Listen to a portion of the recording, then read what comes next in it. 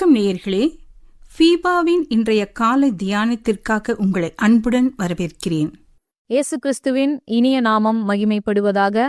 இந்த நாளிலும் தேவ சத்தத்தின் மூலமாய் உங்களை சந்திக்கிறதுல மிகுந்த சந்தோஷம் அடைகிறேன். இந்த நாளிலே தேவன் உங்களுக்கு ஒரு புதிய காரியத்தை செய்வார் என்பதை நீங்க விசுவாசிக்கிறீங்களா?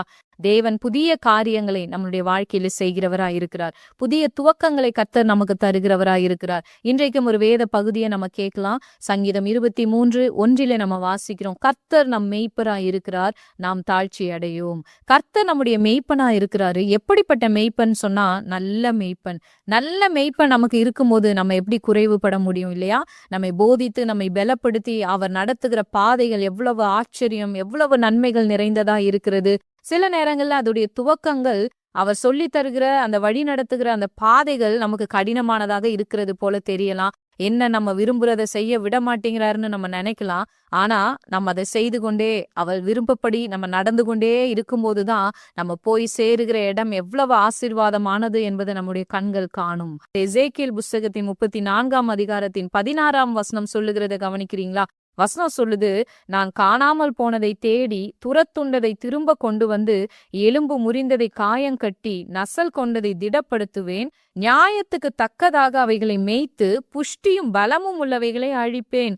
எவ்வளவு ஆச்சரியமான தேவனுடைய வார்த்தையை நம்ம கேட்டுக்கொண்டு இருக்கிறோம். காணாம போனது அவர் தேடி வருவாராம், தேடினதை அவர் சேர்த்து கொள்வாராம். அந்த சேர்த்து கொண்டதுல எலும்பு முறிந்தவைகள், அதாவது காயப்பட்டவைகள் என்னென்ன இருக்கிறதோ அதை எல்லாம் ஆண்டவர் சுகப்படுத்துவாராம். நசல் கொண்டதை, சிக்னஸ்ல இருக்கிற ஹீலிங் தேவையா இருக்கிற, ஒரு திடப்படுத்துதல் தேவையா இருக்கிற ஆடுகளை அவர் விசாரித்து திடப்படுத்துவாராம், தொடர்ந்து நடக்க செய்வாராம். அதற்கப்புறம் நம்ம வாசிக்கிறோம், அவருடைய நியாயத்தின்படி அதை மேய்ப்பாராம். இப்படி மேய்க்கிறவர் அதோடு முடித்து விடுகிற தெய்வமா இருக்கிறாரா? இல்ல. சில ஆடுகள் என்ன செய்யும் அப்படின்னு சொன்னா, இப்படி கர்த்தருடைய அந்த மேய்ச்சலை பெற்றுக்கொண்டுட்டே தன்னுடைய இருதயத்தை கல்லாக்குகிற அநேக ஆடுகள் உண்டு. புஷ்டியும் பலமும் உள்ளவைகளை அழிப்பேன். தன்னுடைய இருதயத்தை கல்லாக்கி கொள்ளுகிறவைகளை, அநேகர் தேவனுடைய வார்த்தையை கேட்டுட்டும் அர்ப்பணிக்கணும்ன்ற எண்ணம் இல்லாம தன்னுடைய இருதயத்தை கடினப்படுத்துகிறவர்கள் இருக்கிறாங்க. அவங்க நினைக்கிற காரியம் என்னன்னா, நான் இந்த காரியம் செய்தாலும் தேவன் என்ன தண்டித்தாரா, நான் இந்த தவறு செய்தாலும் தேவன் என்ன தண்டித்தாரா அப்படின்னு நம்ம நினைக்கிறோம். ஆனா நியாய தீர்ப்புக்கென்று, தண்டனைக்கென்று வைக்கப்படுகிற ஆடுகள் அநேகம் உண்டு. வேத வார்த்தை சொல்லுது, புஷ்டியும் இருதயத்துல தன்னை கல்லாக்கி கொண்டு தேவ சத்தத்தை கேட்காம மாம்ச பலனை உடையவைகளையும் நான் அழிப்பேன் என்று சொல்றத நம்ம கேட்கிறோம். நியாய தீர்ப்பின் நாளுக்கென்று, தண்டனைக்கென்று அவைகள் வைக்கப்பட்டு இருக்கிறது. 1 கொரிந்தியர் 5 கூட கொரிந்து சபைக்கு பவுல் சொல்றத நம்ம கேட்கிறோம். இப்படி சொல்லப்பட்டதை கேட்காம, தேவன் சொன்ன வார்த்தைக்கு கீழ்ப்படியாம அநேகர் உங்களுக்குள்ளும் இருக்கிறார்கள். வசனம் சொல்லுகிறபடியாக, பழைய புளித்த மாவோடே அல்ல, துர்குணம் பொல்லாப்பு என்னும் புளித்த மாவோடும் அல்ல, துப்புரவு உண்மை என்னும் புளிப்பில்லாத அப்பத்தோடே பண்டிகையை ஆசரிக்க கடவோம். புளித்த மாவோடு நாம் ஒரு நாளும் பிரயாணம் பண்ண முடியாது. ஏன்னா கொஞ்சம் புளித்த மாவு எல்லா மாவையும் உப்ப பண்ணிருமா இல்லையா? கொஞ்சம் தானே, இவங்க கொஞ்சமா தானே, இவங்க தானே அப்படின்னு நம்ம யோசித்து கொண்டு இருக்கிறோம். இந்த குணம் தானே அப்படின்னு நம்ம விட்டு வச்சிட்டு இருக்கிறோம். ஆனா சபைக்கு பவுல் மூலமாய் தேவாவியானவர் சொல்லுகிற ஆலோசனை இதுதான்.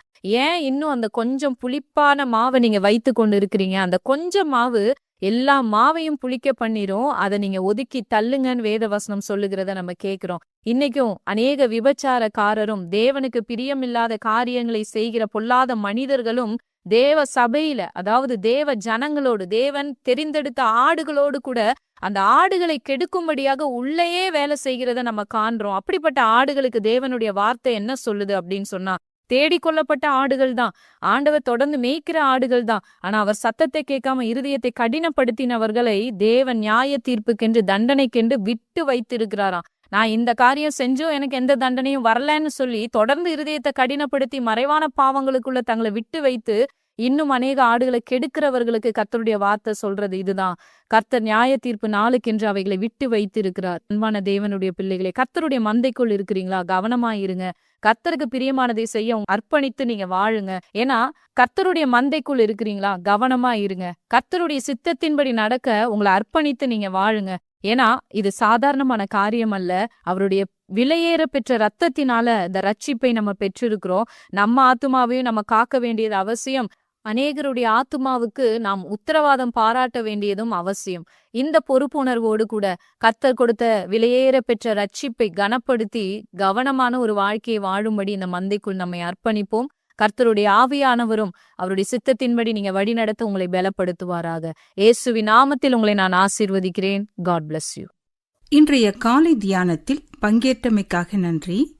உங்களது கருத்துக்களை பகிர்ந்து கொள்ளவோ மேலும் விவரங்கள் அறிந்து கொள்ளவோ 94585052 என்ற எண்ணிற்கோ அல்லது info@fibaonline.org தொடர்பு கொள்ளவும். தேவன் தாமே உங்களை ஆசீர்வதிப்பாராக. ஆமேன்.